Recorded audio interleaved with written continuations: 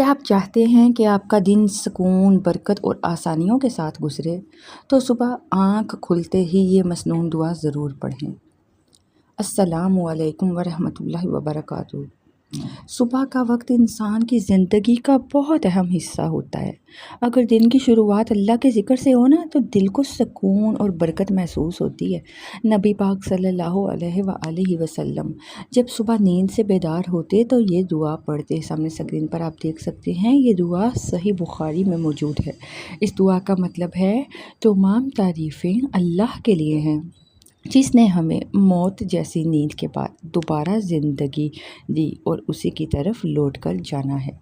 اس دعا میں اللہ کا شکر ہے، زندگی کی نعمت کا احساس ہے، آخرت کی یاد دہانی ہے۔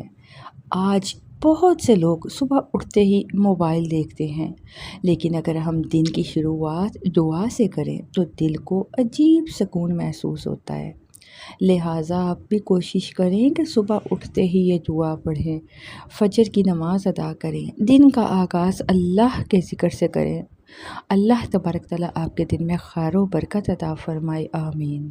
اگر یہ ویڈیو اچھی لگی ہو تو آمین لکھیں، ویڈیو کو لائک کریں، شیئر کریں اور مزید اوتھینٹک اسلامک ویڈیوز کے لیے چینل کو سبسکرائب کر لیجئے۔